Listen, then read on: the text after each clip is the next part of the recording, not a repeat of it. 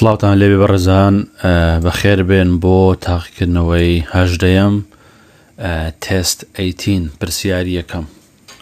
Which of the following was one of the most famous battles of the 100 Years' War? کامێک لە مانای خوارەوە بەناوبانگترین جەنگ بوو، بەناوبانگترین جەنگی 100 ساڵە بوو.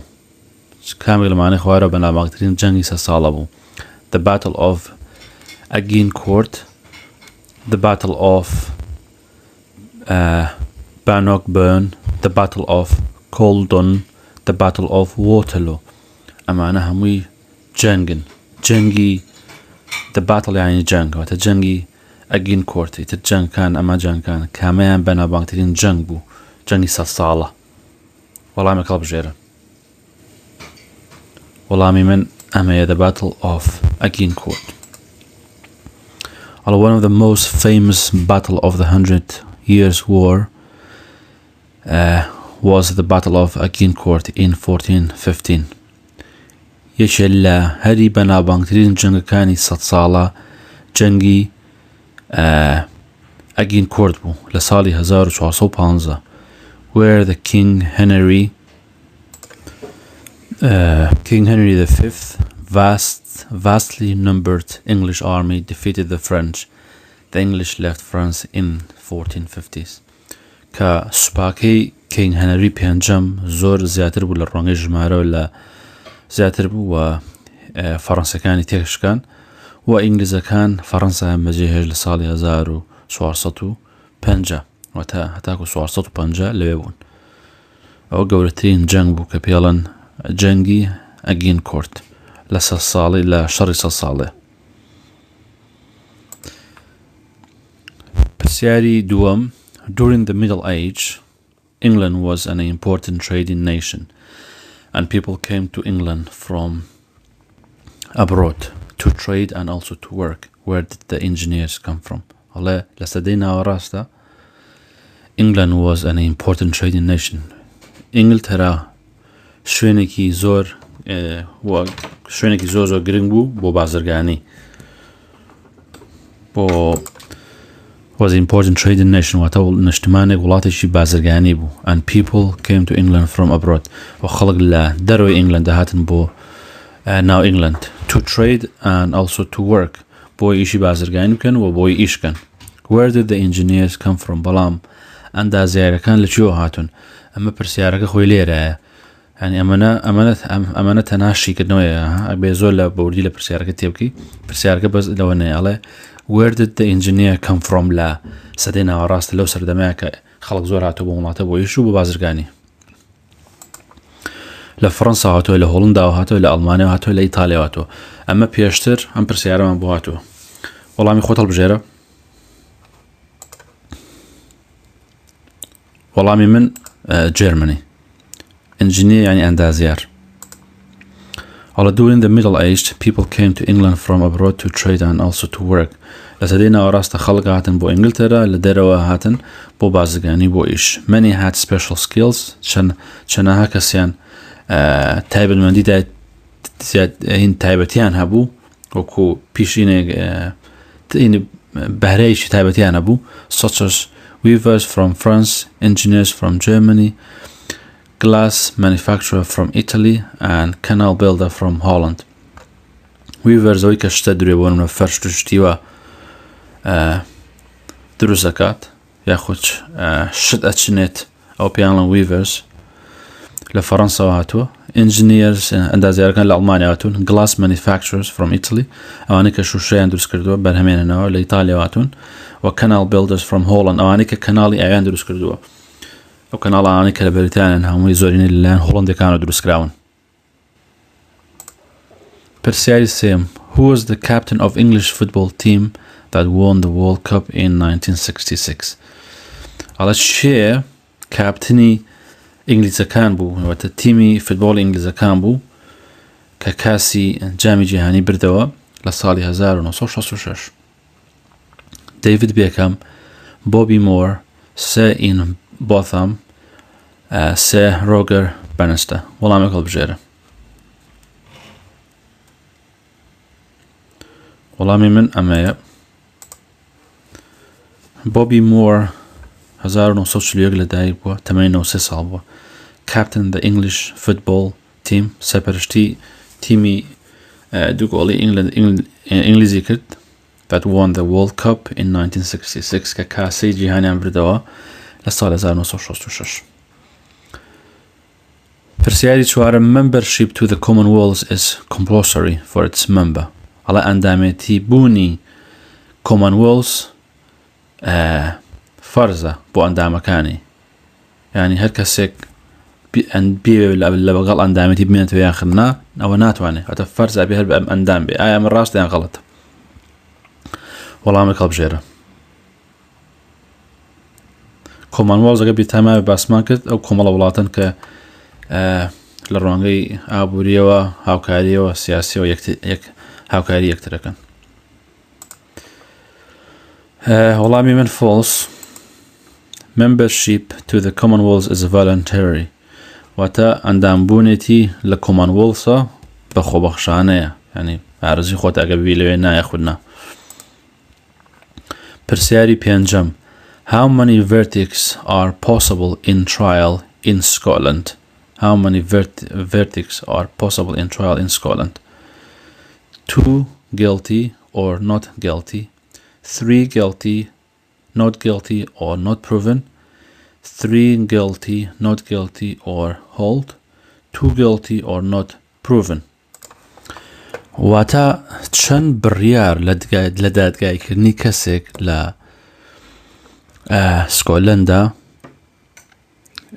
ئەگەری هەیە ئیشی پێ بکرێت. چەند بڕیار یەوەیە کە بڕیاریت کوتایی لەسەر بدرێت. verdicts واتە بڕیاری یاسایی، trials واتە دادگا، هەرمانە دادگاییکردن دێ.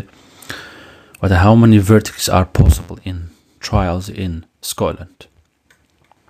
چەند بڕیار ئەگەری هەیە دادگای کەسێکردنی لە کەسیش لەسەر بکرێت. 2 guilty or not guilty واتە دوو بڕیار لەسەر بنەمای دوو بڕیار ئەتوانێت کەسێک دادگایی بکریاننا، بۆ منە تاوانبار نییە. 3 guilty تاوانبارە، not guilty تاوانبار نییە، or not proven بەڵگەن نییە، نەسەلمێنراوە. واتە لەسەر ئەو سێ بنەمایە کەسێک بڕیاری لەسەر یدرێ، لەسەر تاوانەکەی درێ. یاخود 3 guilty not guilty or on hold تاوانبار نییە، تاوانبارە ورن تاوانبار نییە، on hold بیوەستانی. و 2 و دوودانە guilty or not proven تاوانبارە نەسەلمێنراوە. کامێک لەسەر بنەمای کامێک لەمانە تاوانبار یاخود کەسی کاسێتە دادگاوە یەکلایی بێتەوە کەیسەکە ئایا کە چی لێ بەسەر بێت، بڕایی لەسەر بدرێت. تێگەیشتن؟ کامێک لەمانە ئیشی پێکرێت. دانێک هەڵبژێرە.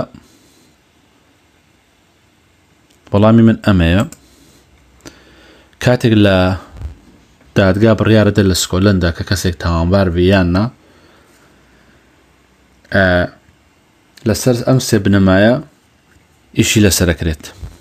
بڕیارە درێت، بڕای کۆتایی سێشتە بۆیڵە 3 واتە سێشتە. guilty ئایا کەسەکە تاوانبارە، بڕای لەسەردە، یاخود ئایا کەسەکە تاوانبار نییە، بڕیاری لە کۆتایی درێ، یاخود ئایا not proven واتە بەڵگەیەک نییە، نەسەلمێنراوە کە کەسە تاوانبارە یان نە.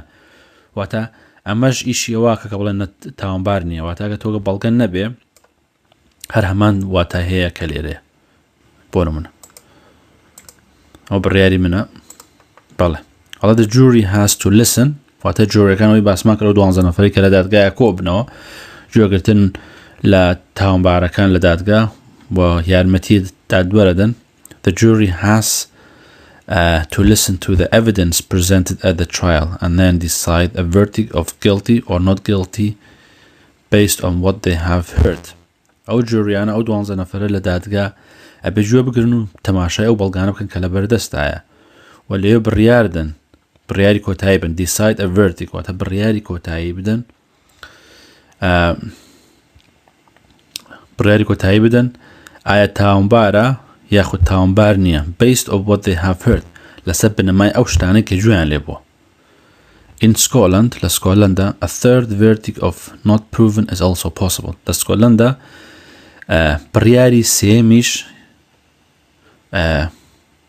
ئەکرێت ئیشی لەسەر بکرێت not proven واتە بەڵگە نییە بەڵگە بەدەستەوە نییە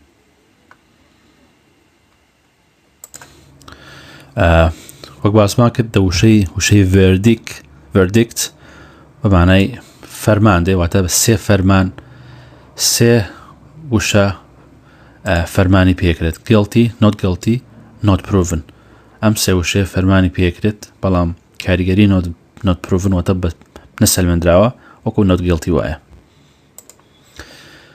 پرسیاری شەشەم how many wives did Henry the 8th have ئەڵێ هەنەری هەشتەم چەند ژنی هەبووە 5 6 7 8 بڕیارێک هەڵبژێرە وەڵامی من ئەمەیە 6 بەڵاڵێ هەنەری هەشتەم پاشە هەنەری 6 ژنی هەبوو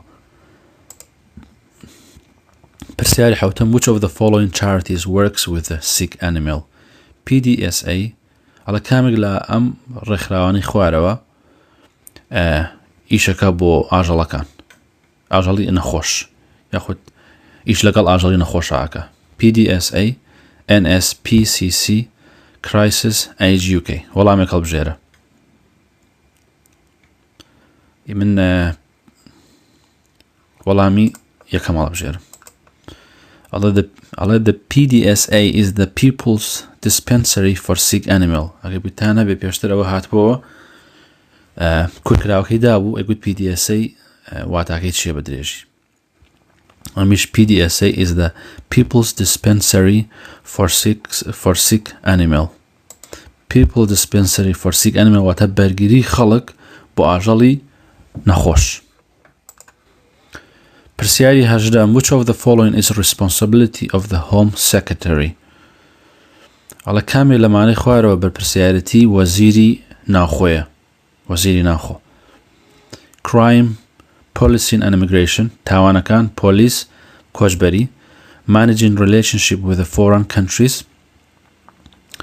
واتە بەڕێوەبردنی پەیوەندیەکان لەگەڵ وڵاتەکانی دەرەوە education and health پەروەردە لەگەڵ تەندروستی national and international defense واتە بەرگری ناوخۆ و نێودەوڵەتی ئەگەر لە پرسیارەکە تێبکەن کامێ لەمانەی خوارەوە بە پرسیارەتی وەزیری ناوخۆیە وەڵامێک هەڵبژێرە وەڵامی من ئەمەیە Home Secretary واتە وەزیری ناوخۆ واتە Home Office بە کوردەکەی بەس پێڵەن Home Secretary سەکرتێ و کەسێکە سەرپەرشتیارەتی ئیشەکانی تاوانەکە پۆلیسەکە پەیوەندی بە پۆلیسەوەیە بە پرسیارە بۆ بەشانە بۆ بڕگانە و کۆچبەری The Home Secretary is responsible for the crime, policing and immigration. ئەڵێ Home Secretary یاخود وەزیری ناوخۆ بەرپرسیارە یاخود بە پرسیارەتی ئەمانی تاوانەکانی لاستۆیە پۆلیس و کۆچبەری ئەم ئەرکانی لاستۆیە بەجێبەجێ کرد لەم بەشانە ئیشەکە پرسیاری نۆیەم which of the following sport can be treated as far back as the Roman times کامێ لەم وەرزشانەی خوارەوە ئەکرێت بگەڕێتەوە بۆ سەردەمەکانی ڕۆمەکان tennis football horse racing pool horse racing واتە پێشبڕکێ ئەسپی pool واتە وەکو بلیارد وایە وەڵامی هەڵبژێرە وەڵامی من ئەمەیە horse racing واتە ئەسپ پێشبڕکێ ئەسپ There is a very long history of horse racing in Britain. مێژوویەکی زۆر کۆنی هەیە لە بەریتانیا بۆ پێشبڕکێ ئەسپ with evidence of events taking place as far back as Roman time. بۆ بەڵگانەی کە هەمانە کە ئەگەڕێتەوە بۆ سەدەکانی بۆ کاتی ڕۆمەکان پرسیاری دێم When did the English became the preferred language of the royal court and parliament? ئەڵە کەی بوو زمانی ئینگلیزی بوو بە زمانی خوازراو یاخۆ زمانی هەڵبژێردراو بۆ دادگاکانی پاشایی دادگاکانی پاشاگەری لە وڵاتە و لە پەرلەمانە کەی زمانی ئینگلیزی بوو بە زمانێکی خوازراو یاخۆ قسە پێکراو هەڵبژێردراو بۆ ڕۆیال کۆرت بۆ دادگاکانی سەر بە پاشاگەرین و لە پەرلەمانە 1300 1400 1345 1567 وەڵامی هەڵبژێرە پێشترم پرسیارەمان بواتەوە وەڵامی من ئەمەیە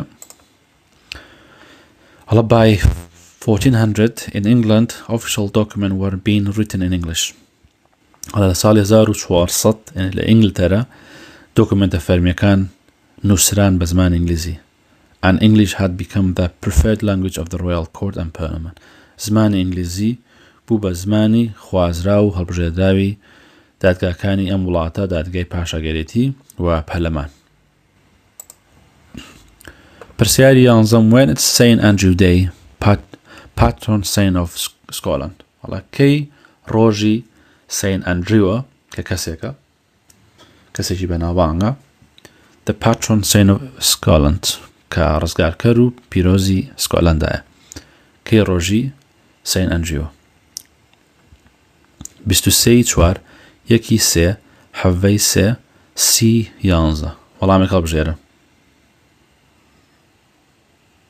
وەڵامی من ئەمەیە St Andrew Day patron saint of Scotland is celebrated on the 30th of November ڕۆژی St Andrew یادەکرێتەوە لە 30/11 کە پارێزەر و پیرۆز و پارێزەری سکۆتلەندایە کەسێکی بەناوبانگی سکۆتلەندایە وەکو شێخ وایە پرسیاری دوانزەیەم which organization has been organizing their proms since 1927 واتە چ ڕێکخراوێک هینی پرۆمسی ڕێخستووە which organization has been organizing کام ڕێکخراوە هەستاوە بە ڕێخستنی the proms لە ساڵی 1927 proms ینی promenade ینی وەکو پیاسەکردن وایە هینێکە ئاهەنگێکە ئەم ئاهەنگە ڕێگە خرێک خەڵک لە سەجادەکان بە خۆی ڕۆ گۆرانی شتر لێدەن و ئیتر هەنێکەس دانسەکە وەک چۆن خەڵک لە ساڵەکەی سلێمانی کۆبێتەوە گۆرانی لێدرێ بۆ خۆشیەچن ئەمیش پشتێکی وایە بەڵام ڕێکخراوێک لە ئەمانە ئەمەی ڕێخستەوە کۆنسەرتێک وایە which organization has been organizing the proms since 1927 واتە چ ڕێکخراوێک هەستاوە بە ڕێخستنی کۆنسێرتی proms لە ساڵی 1927 the MTV the Channel 4 the BBC CNTV ئەمانە نای چەناڵەکانن وەڵامی هەڵبژێرە وەڵامی من the BBC The Proms is the 8-week summer season of orchestral classical music that takes place in various venues. على Proms 8 هفته 8-week summer season 8 هفته لا هاوینایە لەوەرزی هاوینایە کە گۆرانیەکی کۆن گۆرانی مۆزیقی کۆن لێ ئەدرێت کە لە شوێنی جیاوازە نەکرێت ڕێگەخرێت including the Royal Albert Hall in London هەنەجا لە Royal Albert Hall ڕێخرا لە London it has been a various avenue شوێنی جیاواز ڕێکخراوە including the Royal Albert Hall in London it has been organized by the British Broadcasting Corporation since 1927 ئەم بۆنەیە ڕێکخراوە لەلایەن BBC و لە ساڵی 1927 واتە BBC واتە British Broadcasting Corporation پرسیاری سیانزەیەم which of the following organizations has no power to make laws but draws up conventions and charters including the European Convention on Human Rights and Fundamental Freedom دوباره which of the following organization has no power to make laws but draws up conventions and charters including the European Convention on Human Rights and Fundamental Freedom واتا کام لەم ڕێکخراوانی خوارەوە دەسەڵاتی دانانی یاسایی نییە بەڵکو ڕێکوتنامە و پەیمان داڕێژێت Convention واتە پەیمانش ڕێکوتنامە لەوانەش ڕێکوتنامەی ئەوروپی بۆ مافەکانی مرۆڤ و ئازادی بنەڕەتیەکان کامێک لەم ڕێکخراوانەی خوارەوە دەسەڵاتی دانانی یاسای نیە تەنها وەکو داڕەشنێک داڕێژە و تاو. The UN Security Council واتە ئەنجومەنی شارەوانی نەتەوە یەکگرتووەکان. The Council of Europe شارەوانی ئەنجومەنی ئەوروپا. The United Nation نەتەوە یەکگرتووەکان. The European Union یەکێتی ئەوروپا. کامێ لەمانە ئەمانە هەموو ڕێکخراون. وەڵامێک هەڵبژێرە.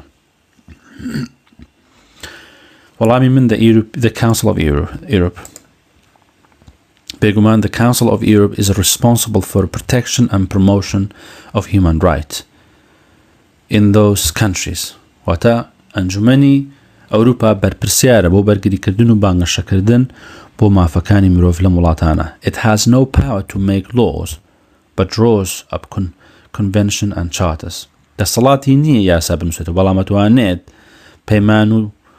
پەیمان و یاسا داڕێژێت واتە بێز بینووسێت. The most well-known of which is the European Convention on Human Rights and Fundamental Freedom. بەناوبانگترین ئەو ڕێکەوتنامە یاخود ئەو پەیمانانەی کە دایڕشتووە ئەمە لەوانش بۆن ئەمە کە خەڵک زۆر لە بەریتانیا یاخود لە ئەوروپا جوابی لەسەر وەرەگرێ ئەم بەشەیە ڕێکەوتنامەی ئەوروپی بۆ مافەکانی مرۆڤ و ئازادیە بنەڕاتیەکان. Fundamental Freedom. Usually called the European Convention on Human Rights. ئەگەر ببین لە دەستەواژە یاساکان ئەو کەسانی بۆ نەوەکو پارێزەر من خۆم زۆر بەکاری دێنم کاتێک ئیشی ڕایشکاری و پارێزەری یەکەم. هەر European Convention واتە پەیماننامەی ئەوروپا لەسەر مافەکانی مرۆڤ. European Convention on Human Rights.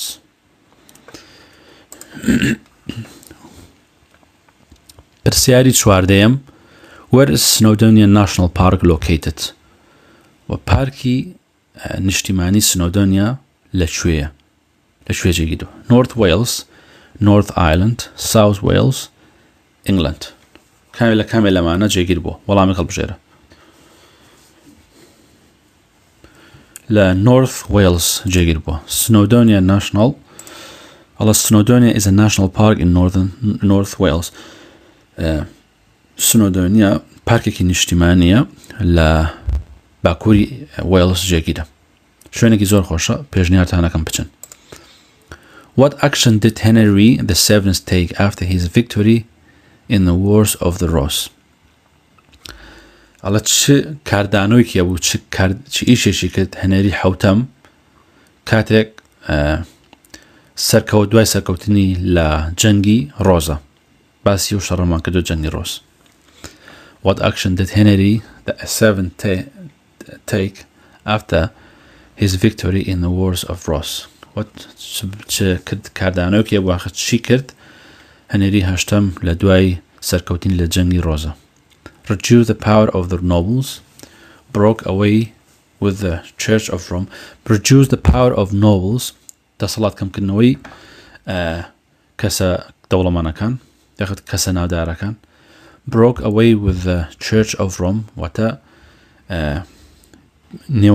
پەیوەندی نێوانی تێکشکان لەگەڵ کڵێسەکانی ڕۆما. Convert Britain to the Christianism واتە بەریتانیای کرد بە وڵاتێکی مەسیحێت. Increased the power of the noble زیادکردنی دەسەڵاتی کەسە ناودارەکان و ئەو کەسانی کە پێگەیان هەبوو.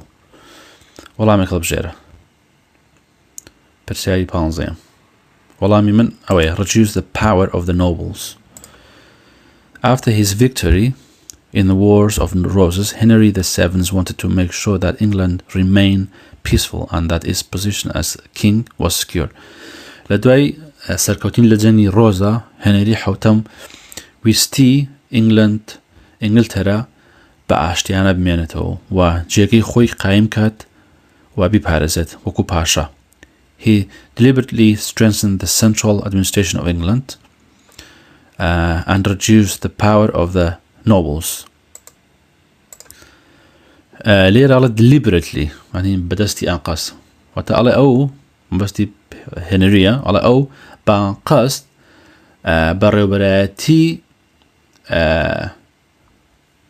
strengthen the central administration بە دەستی ئانقاس ناوەندی بەڕێوەبەرایەتی بەهێز کرد لە ئینگلتەرا ناوەندی بەڕێوەبەرایەتی ئینگلتەرای بەهێز کرد و دەسەڵاتی بەرپرسەکانی چواردەوری هەمووی کەم کردەوە. نۆبڵز ئەو کەسانە بوون کە نۆبڵز واتە ئەو کەسانە کە دەسەڵاتیان هەیە، ئەو کەسانن کە پێگایشیان هەیە یاخود لە باو باپیرانیانەوە وەکو میرات پێگەیشیان بۆ ماوەتەوە پێیانڵن ئەو کەسانی کە نۆبڵسن و دەسەڵاتی ئەوانەی کەم کردەوە. پرسیاری 16ەم Which court deals with the most serious civil cases in Scotland? کام دادگا ئیش یاخود مامەڵە لەگەڵ کەیسە مەدەنیەکانەکە ئەو کەیسە جدیە مەدەنیانە ئاکات لە سکۆتلەندە کەیسی جدی. The High Court, the Sheriff Court, the Court of Session, the Crown Court. وەڵامێک هەڵبژێرە. وەڵامی من the Court of Session. The Court of Session. More serious civil cases زۆرینەی ئەو دۆسیە مەدەنیە جدیانە. For example, بۆ نمونە when a large amount of compensation is being claimed بۆ نمونە کە پارەیەکی یاخود ڕێژەیەکی پارەی زۆر بۆ قەرەبووکردن داوا کراوە are dealt with in High Court لە High Court مامەڵی لەگەڵاکرێت لە ئینگلند لە وێلز لە نۆرذن ئایلند ئەگەر پارەیەکی زۆر بێت داوای قەرەبوو کرابێتەوە لە High Court مامەڵی لەگەڵاکرێت لە ئینگلند وێلز and Northern Ireland. In Scotland بەڵام لە سکۆتلەندا they are dealt with in the Court of Session in Edinburgh. بەڵام لە سکۆتلەندا ئەم کێسە گەورانە بۆ نمونە کێسەی وەک پارێکی زۆر مامەڵی لەگەڵاکرێت لە the Court of Session لە Edinburgh لە دادگای Court of Session in Edinburgh ئەمە دادگایەکە. بەڵام لە England و Wales و Northern Ireland لە High Court مامەڵی لەگەڵاکرێت. پرسیاری حەڤەیەم the leader of the opposition leads his or her party in pointing out what they see as a government. Choose two options. على سەرۆشی سەرکردایەتی ئۆپۆزیسیۆن مەبەستیش هێر ئەو شی واتە his or her واتە ئیتر پیاو بژن بێ ئەو سەرۆکایەتیە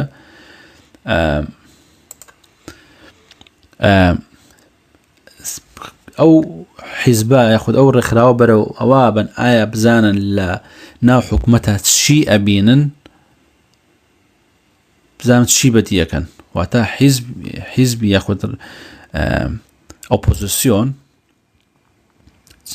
سەرکردەکەی وا لە حیزبەکە کە بزانن چی ئەبینێت لە حکومەتە شکست دەستکەوتەکان توانە بێهێزی خاڵی لاوازی واتە سەرۆکی ئۆپۆزیسیۆن و حیزبێکە دژی کابینە حکومە دەوەستێتەوە یاخود ئەوێت ئاڵنگاریام کە لە خاڵە لاوازەکان یاخود یاسایان پێشکەشەکات گۆڕانکاری لە بەگومان شتێکی باشە حیزبی ئۆپۆزیسیۆن سەرۆکی ئۆپۆزیسیۆن سەرکردایەتی حیزبەکەی ئەکات بۆ ئاماژەدان و دەرخستن بە ئەو شتانەی کە ئەوان بە حکومەت ێزانن ئەو شتانەی کە حکومەت ئەوان بە حکومەت ێزان ئەوان زیاتر سەرنجەخەنە سەر ئەو شتانە. ئیتر لەم چواردانە دانەیەکیانە دانێکی هەڵبژێرە failures شکستەکان achievement دەستکەوتەکان strength دەسەڵاتەکان یاخود تواناکان weaknesses واتە خاڵە لاوازەکان یاخود لاوازێتیەکان دانێ لەوان هەڵبژێرە. ببورن دوو دانێڵە choose two options دوو دانا بێ هەڵبژێری. وەڵامی من یەکەم دانەیە و چوارم دانش. The leader of the opposition leads his party in pointing out what they see as the government's failure and weaknesses. ئەڵێ سەرۆکی ئۆپۆزیسیۆن سەرکردایەتی حیزبەکەی دەکات بۆ ئاماژەدان یاخود ئاماژە پێکردنی ئەو شتانەی کە بزانن see as the government کە لە ناو حکومەتە بیبینن وەکو کەی حکومەت بێت وەکو شکست یاخود لاوازی.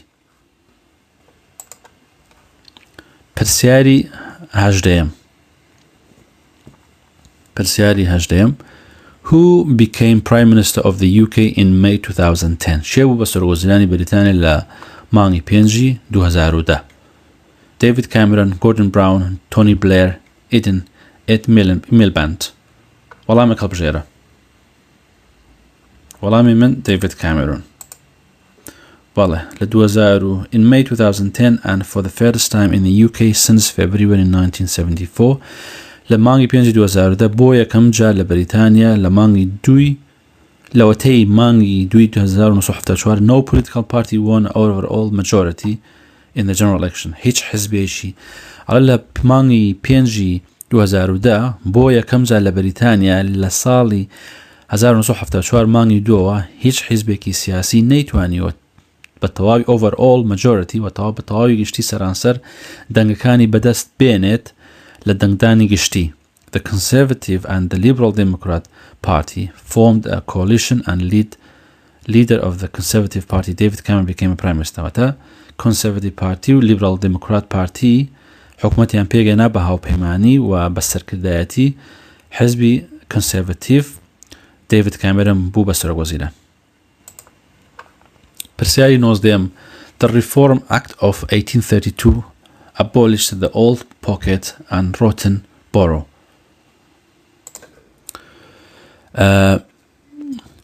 ئەمە یاسایەکە The Reform Act of 1832 abolished the old pocket and rotten borough بێگومان ئەمە ئەگەر بۆ خۆت کەسێک زمانی زۆر باش نەبێ یاخۆ لە مێژوە باش نەبێ تۆزە قورسە بۆ لە تێگەیشتن بۆگومان من لەسەرم خوێندێتەوە پێشتر و خوێندوشمە لەسەری ئەمە بەرگە یاسایەکی چاکسازی بوو کە لە ساڵی 1832 دەرچوو و abolished واتە تێکیشکان شکستی پێێنە کۆتایی پێێنە the old pocket and rotten boroughs بێگومان ئەم یاسایە زۆر مهم بوو لە مێژووی بەریتانیا لە بەرەی گۆڕانکاری بە زۆر شت هێنا با بێنە سەر شیکردنەوەی وشەکە بەڵام پێش هەموو شتێک بە بزین ڕاستە یان غەڵەتە ئەڵە The Reform Act of 1832 abolished the old pocket and rotten borough واتە یاسای چاکسازی 1832 شکستی هێنا کۆتایی هێنا بە جیفانی کۆن و ناوچە ڕزاوەکان ئەمە این شیکردنەوەی دەستەواژەیە بەڵام مانای شتەکەتان ئێستا پێڵم وەڵامی هەڵبژێرە یاخ ڕاستە یاخود غەڵەتە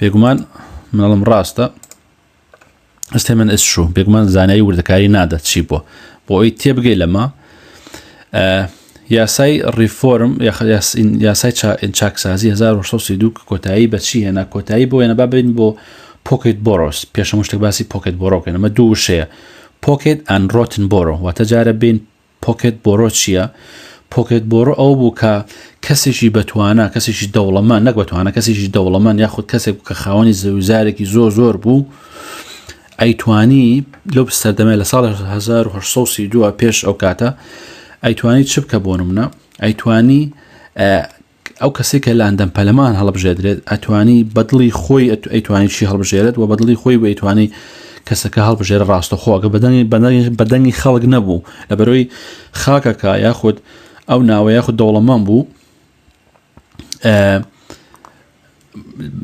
بەدڵی ئەو بوو بە بڕیاری ئەو بوو کە چێ هەڵبژێردێت لە پەلەمانە بۆ ئەو ناوچەیە و دەنگەکانیشی ڕاستەخۆ بەدەست هێنا بۆیە ئەو پیانەوت پۆکێت بۆڕۆ واتە ئەو ناوچەیە لە جیفانی خۆیەتی بۆڕۆ ینی شارەوانی وەکو شارەوانی وایە بۆڕۆس ئەو شوێنە لە جیفانی خۆیان بوو ئەیتوانی مامەڵی چۆن پێوەکە بەدڵی خۆی پێوەی کە بۆیە پێڵەن پۆکێت بۆڕۆ بۆی بەنگلیزی پێڵەن پۆکێت بۆڕۆ بۆیە ئەو ئەندام پەلەمانی هەڵەبژارد بەدڵی ئەو هەڵەبژێدا لەبەرەوەی ئەو خاکە لە ژێر دەستی خۆیان بوو و دەوڵەمەندیش بوو و کەسیش بۆی نەبوو بێگۆڕێت بۆیە پیانە کوت پۆکێت بۆڕۆ ئیتر ئەم یاسای چاکسازیە کۆتایی بە پۆکێت بۆڕۆ هێنا و دوایی پۆکێت ڕوتن بۆڕۆ چییە ڕوتن بۆڕۆ هێنە ناوچە هەبوون کەسی تیانە بوون لە سەدەکانی 1970 ینی لاوانە بۆ منە 10 نەفەری تیا بووە 20 نەفەری تیا بووە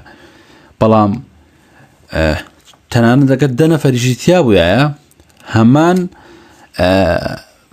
ئەندام پەلەمانیان بۆ هەڵبژار بۆ نەگەر بۆ شارێک 1000 نەفەر بێ 20 ئەندام پەلەمانی بوێ بۆ شوێنەش کە 20 نەفەری تایە بە هەمان شێوە 10 ئەندام پەلەمانیان بۆ هەڵبژار وەکو ڕێژەی شارێک بۆیە پێیان گوتن ڕۆتن بۆڕۆ واتە شارەوانیە ڕزیوەکان هەمان ڕێژەی ئەندام پەلەمانیان بۆ هەڵبژار بۆی سەرپەرشتی بکە بۆیە ئەم یاسای چاکسازیە یاسای چاکسازی لە ساڵی 1832 دەرچوو و کۆتایی بەم شتانە هێنا بەم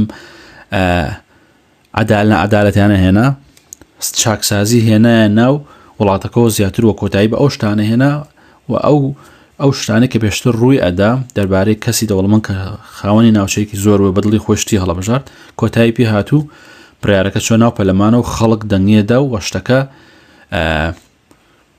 بەدات پەروارانە کۆتایی پێ هات بۆیە ئەم یاسایەکی زۆر باش بوو کۆتایی بە زۆر شتێنە لە ئەو ناوە هەم کۆتایی بە ئەوە هێنا کە لەو شوێنانەیە کە خەڵکی دەسەڵاتدار ئەیتوانێت شت هەڵبژێرێت هەم کورسیەکانی پەرلەمانی سنوودارەکەت کە چەند کورسی ببێ بۆ ناوچەیەکی بچووک و یاخو کەم وەروەها مافی گەڕاندەوە بۆ کەسانی کە پۆلی ناوەڕاستن یاخود هیچ مافێکیانن لە کۆمەڵگای بەگشتی مافی گەڕاندە بۆوانە کە چۆ بتوانن بڕیاردن و چی هەڵبژێرن بۆ خۆیان و پەرلەمانی کرد بە شوێنێکی زیاتر دموکراتی بێگومانم ئەم زانیانە گرنگن بەڕێزان بۆ ئەوەی کە بۆ خۆت بتوانی لە هێنە پرسیاییترە لەم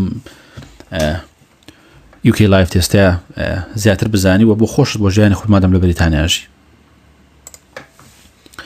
پرسیاری 20م What is the minimum age requirement to drive a moped in the UK? ئەڵێ کەمترین تەمەن چییە کە پێویست بێت بۆی بتوانی مۆپێد لێخوڕی مۆپێد واتە ماتۆڕی بچووکەیە ئەوەی ئۆتۆماتیکان کە بۆی بتوانی مۆپێد لێخوڕی لە بەریتانیا 16 ساڵ 18 ساڵ 20 ساڵ 21 ساڵ واتە کەمترین تەمەن چییە کە پێویستە تەمەنت ئەوە نەبێت بۆی بتوانی ماتۆڕ لێخوڕی لە بەریتانیا وەڵامێک هەڵبژێرە وەڵامی من 16 You need to be at least 16 years old to ride a moped, and there are other age requirements and special tests for driving a large vehicle. الله أبي تمام بلاني كمو 16 ساڵ بێ بۆ بتوانی ماتۆڕ لێخوڕی و لەوێت چەند تایبەتمەندێکی تر داواکاریێکی تر هەیە بۆ داواتکاری تەمەن هەیە بۆ ئەوەی کە بتوێت تاقیکردنەوەی تایبەتی بکەی بۆی بتوانی سیارە یاخود بار هەڵگرێک و شتێکی تر گەورەتر لێخوڕی لەو تەمەنەیە پرسیاری 21 Which of the following statement is true? کامێک لەم دەستەواژانەی خوارەوە ڕاستە Great Britain refer only to England, Wales, Northern Ireland, not Scotland ئەڵە Great Britain مەبەستی تەنها England, Wales, Northern Ireland سکۆلەندە لەگەڵان نییە Great Britain refer to only to England, Northern Ireland and Scotland, not Wales. Great Britain تەنها مەبەستی England, Northern Ireland, Scotland بەڵام Wales لەگەڵان نییە Great Britain refer to England, Scotland, Wales, not Northern Ireland and Northern Ireland. Great Britain مەبەستی وێ England و Scotland و Wales و Northern Ireland. Great Britain refer to only England, Scotland and Wales and not Northern Ireland.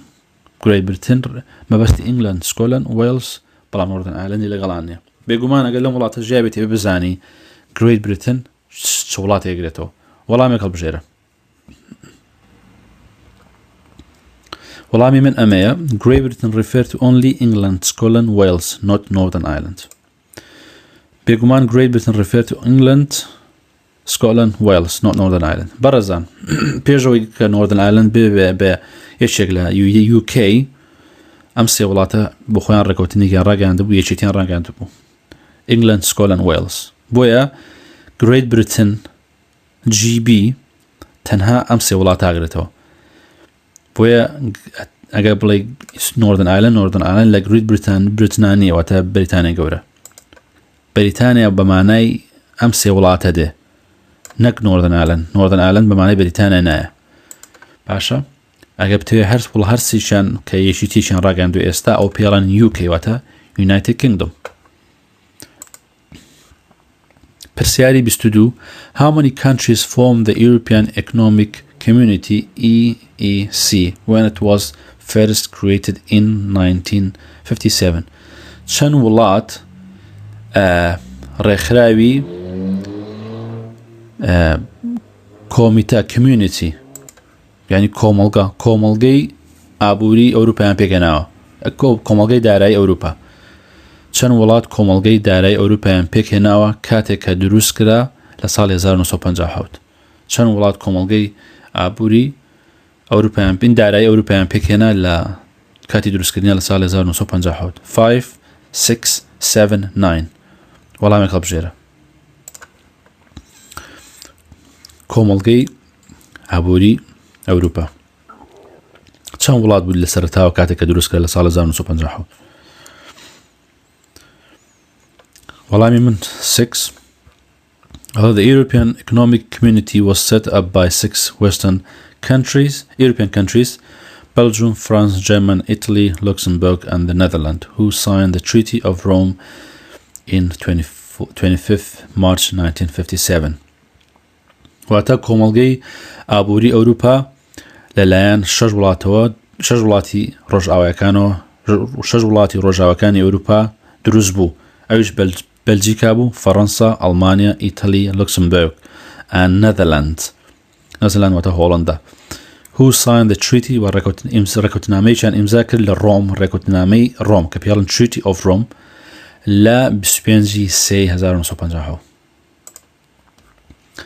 پرسیاری 23 Northern Ireland and Wales have their own banknote which are valid everywhere in the UK. However, shop and businesses do not have to accept them. ئەڵێ ئایلەندای باکوور لەگەڵ وێلسا پارەی قاغەزی خۆیانەیە which are valid everywhere in the UK کاتێک ئەو پارەیە ئیشی پێکرێت لە هەموو بەریتانیا لە هەموو UK. However, بەهەرحاڵ shop and businesses do not have to accept بەڵام دوکان و باز شوێنە بزنسەکان یاخو مارکێتەکان مەرج نییە قبوڵیکەن ئەتوانن مافیوانەیە کە قبوڵی نەکەن ئایا ئەمە ڕاستە یاخود غەڵەتە Northern Ireland and Wales وەڵامی هەڵبژێرە وەڵامی من false بۆچی falseە Wales نییە Northern Ireland and Scotland Northern Ireland and Scotland واتە ئایلەندای باکوور لەگەڵ سکۆتلەندا پارەی قاغەزی خۆیانەیە سەر بە خۆیان have their own banknote which are valid everywhere in the UK کە لە هەموو UKە ئەخورێ و دانی دامپیاندرا و ئەیت ئیشی پێکرێت بەڵام هەر چۆنێک بێت لە دوکان و بازاڕەکانە مەرج نییە قبوڵیکەن ئەگەر قبوڵی نەکەن مافیان هەیە بەڵام ئیشی پێکرێت لە هەموو بەریتانیا پارەی Northern Irelandی لەگەڵ سکۆتلەندی بۆیە ئەگەر ور نەبی لەمانە تۆزێ ئاڵۆزە پرسیارەکە بۆ مناڵە Northern Ireland and Wales تۆزە لێت تێگەدێ ئەگەر سەیرێکەسەوە خاڵێکی بچووکە لێرە نووسراوە سکۆتلەند بۆیە غەڵەتە Wales نییە سکۆتلەندە لێ پرسیاری 24 پارێزان ببورن بەڕاستی قورکم تۆزە وشک بۆم ڕۆ نازانم بۆ کارەکەی چییە What is donated blood used for? وڵای ئەو خوێنەی کە ئابەخشرێت بۆچی بەکاردێت ئەو خوێنەی کە ئابەخشرێت بۆچی بەکاردێت To help people with a wide range of injuries and illness بۆ یارمەتی خەڵک بۆ مەبەستی زۆر جیاواز وەکو بریناربوون و نەخۆشەکان Blood cannot be donated in the UK خوێن نابەخشێت لە بەریتانیا To carry out research with your DNA بۆ ئەوەی لێکۆڵینەوە لەسەر DNA بکەن To be stored in a hospital in case you need it in the future بۆ ئەوەی لە نەخۆشخانە هەڵبژێت نەبا پێویست پێی بێت وەڵامێک هەڵبژێرە وەڵامی من ئەمەیە Donated blood is used by a hospital to help people with a wide range of injuries and illness خوێنی بەخشراو لە نەخۆشخانەکان بەکاردێت بۆ یارمەتیدانی خەڵک بۆ مەبەستی جیاواز بۆ بریناربوون و نەخۆشەکان ئەمە کۆتایی تاقیکردنەوەی هەژدەیەم بوو هیوادارم سووتان لێبی نبێت هەر پرسیارێکتان هەبوو ئەتوانن پەیوەندیم پێوە بکەن وەڵامتانە دەمەوە یاخود هەر پرسیارێکە گومانتانە بوو لەسەر تێگەشتنەکەی ئاگادارم کەنەوە وەڵامتانە دەمەوە